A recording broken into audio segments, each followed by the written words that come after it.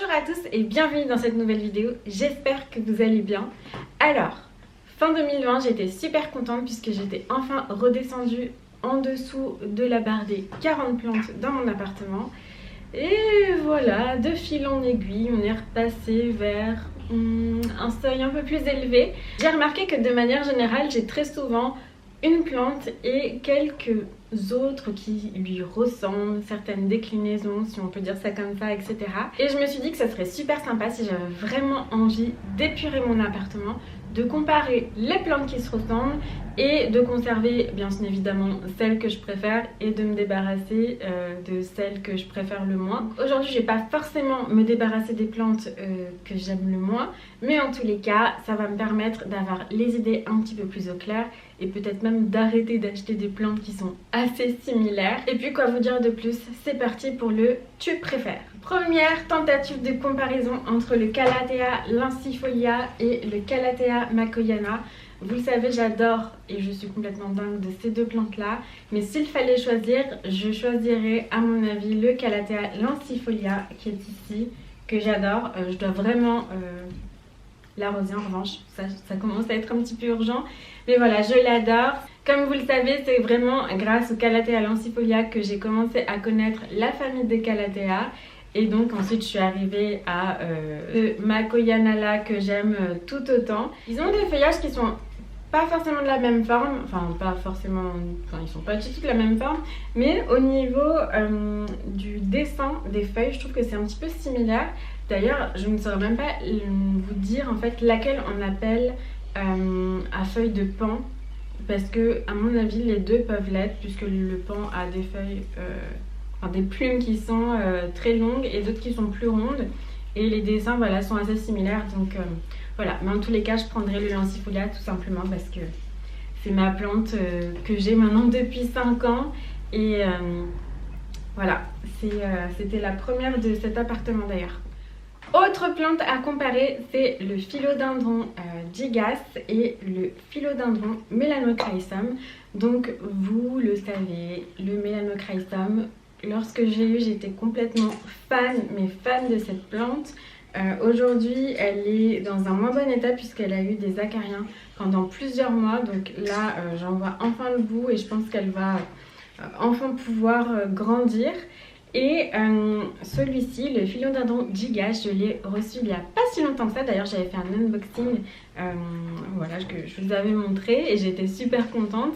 Et aujourd'hui, voilà, mon cœur balance. Alors, je sais que mon melanochrysum est un tout petit spécimen parce que les feuilles du melanochrysum peuvent être beaucoup plus grandes, aussi grandes que le gigas, voire un petit peu plus. Mais c'est vrai qu'aujourd'hui, mon cœur penche plutôt pour le philodendron gigas. Donc je pense que ce serait plutôt lui que je favoriserais. Parce qu'aujourd'hui, si je devais aussi comparer mon melanochrysum à une autre plante, ce serait le philodendron mikan. Et je pense même que je préfère le mikan parce que je trouve qu'il pousse beaucoup plus vite et il est vraiment très sympa. Et idem, les feuilles peuvent être très grandes assez rapidement. D'ailleurs, je vais vous montrer les deux à côté. Voilà les deux à côté, vous voyez que les feuilles sont assez similaires de loin. Donc bien évidemment, moi mon philodendron mikan, il faut absolument que je change le substrat qui est un petit peu épuisé. C'est pour ça que les feuilles sont pas forcément dans un état optimal. Mais en tous les cas, c'est vrai qu'à choisir aujourd'hui, voilà, je choisirais complètement le mikan. Il pousse super vite, les feuilles sont super belles. Les feuilles ont vraiment la même texture, donc et cette plante est tellement moins chère. Et je pense que ça aussi, ça joue. C'est que j'en ai marre des plantes qui sont super chères et celles qui sont peu chères et qui poussent bien, j'en suis fan quoi. Ensuite, est-ce que je préfère la chaîne de cœur ou la chaîne de pique, donc de la famille des Ceropegia? Alors sincèrement, j'ai toujours aimé la chaîne de pique et je l'ai recherchée pendant quand même quelques temps, tandis que la chaîne de cœur, je l'ai vraiment achetée par hasard, donc forcément j'ai envie de vous dire la chaîne de pique. Ensuite, est-ce que je préfère le pothos néon ou le philodendron lemon lime? C'est une question qui n'est pas du tout facile puisque vous le savez, moi à la maison j'ai un pothos néon qui est assez développé et voilà, qui est vraiment très beau. J'adore le regarder la couleur des feuilles que je trouve vraiment magnifique et voilà, je trouve que c'est hyper étonnant d'avoir une couleur jaune citron si belle sur une plante. Mais c'est vrai que malgré le fait que j'ai ce spécimen qui est assez développé, j'aime énormément le philodendron lemon lime. Et pourquoi? Parce que la forme des feuilles est juste magnifique. C'est en forme de cœur et moi, voilà, je suis pour l'amour dans la vie.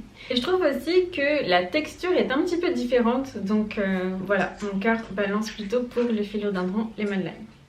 Ensuite, Pothos Marble Queen ou Pothos Manjula. Je les ai choisis puisque en termes de coloris ils sont assez similaires. La forme des feuilles diffère un petit peu plus et je trouve que il y en a un qui pousse beaucoup plus vite que l'autre, c'est le Pothos Marble Queen, mais je préfère la forme des feuilles du Manjula. Donc c'est vrai que c'est pas simple. Comme vous le savez, j'ai fait une vidéo il n'y a pas très longtemps où je vous donnais mes conseils pour entretenir la partie blanche qui est sans chlorophylle du Pothos Manjula notamment, puisqu'il y en a d'autres qui étaient concernés également. Mais voilà, depuis que j'ai vraiment bien appris à le cultiver, bah c'est vrai qu'il n'y a plus photo entre les deux. Je préfère nettement plus le Pothos Manjula.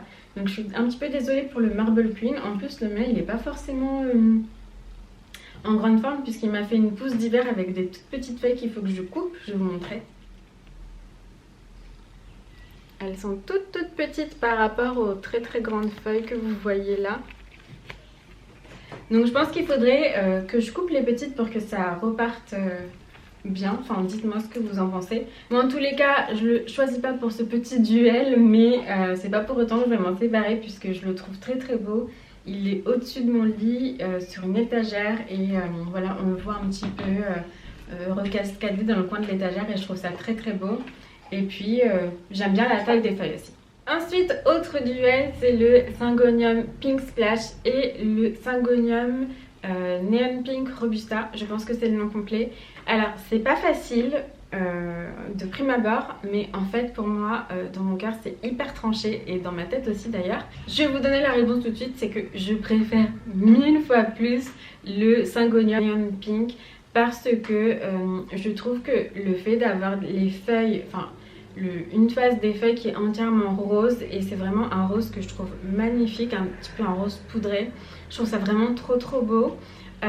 Les petits spécimens je les trouve tout aussi beaux aussi, mais c'est vrai que plus ça grandit plus voilà, c'est impactant et c'est magnifique. Et voilà, j'ai été un petit peu déçue lorsque j'ai reçu mon Syngonium Pink Splash parce que je m'attendais pas à ce que le vert des feuilles soit aussi jaune. Voilà, c'est un vert qui est un petit peu jaune.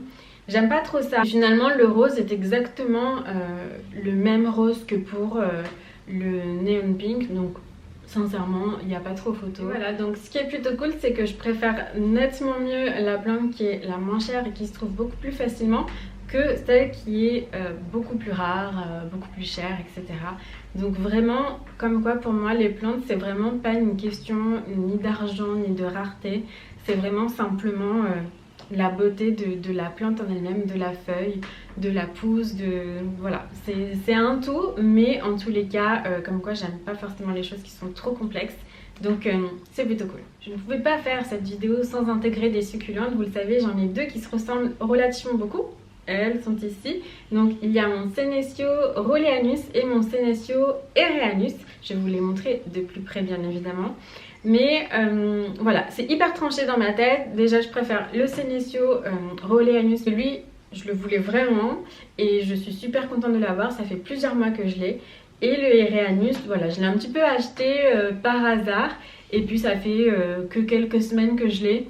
Donc voilà, je suis beaucoup plus attachée, mon cœur est beaucoup plus attaché au Senecio Rholeanus qui lui est rond comme des petits pois.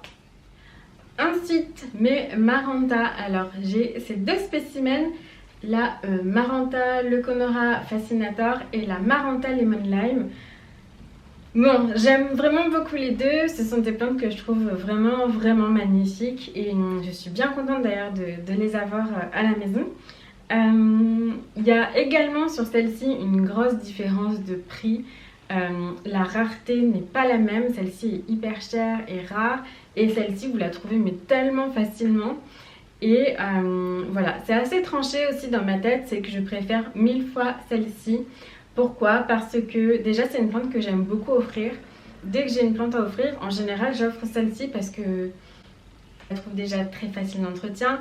Le fait qu'elle bouge voilà, durant les différentes heures de la journée, je trouve ça hyper sympa.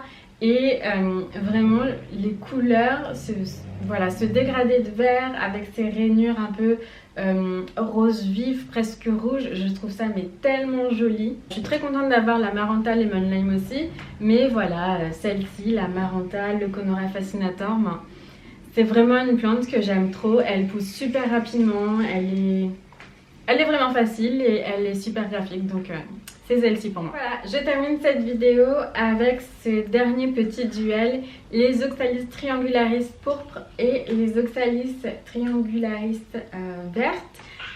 C'est un petit peu difficile pour celle-ci et les deux sont super jolies, donc je vais demander à mon fils laquelle il préfère. Kezia, tu préfères lesquelles?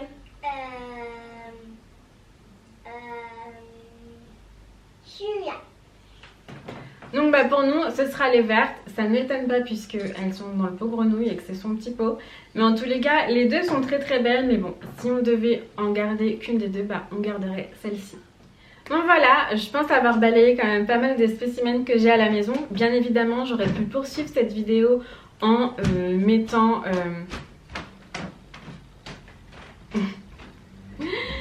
Bien sûr, j'aurais pu poursuivre cette vidéo en mettant d'autres spécimens que je n'ai pas, mais l'idée c'était vraiment d'anticiper un potentiel allègement chez moi. Donc j'ai fait avec uniquement les plantes que j'avais chez moi.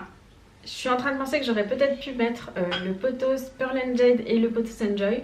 Enfin bon, c'est pas grave, vous pouvez me donner d'autres exemples si vous voulez et je ferai une partie 2 avec grand plaisir. J'espère que ça vous a plu, je vous fais plein de bisous et je vous dis à très bientôt dans une nouvelle vidéo. Salut!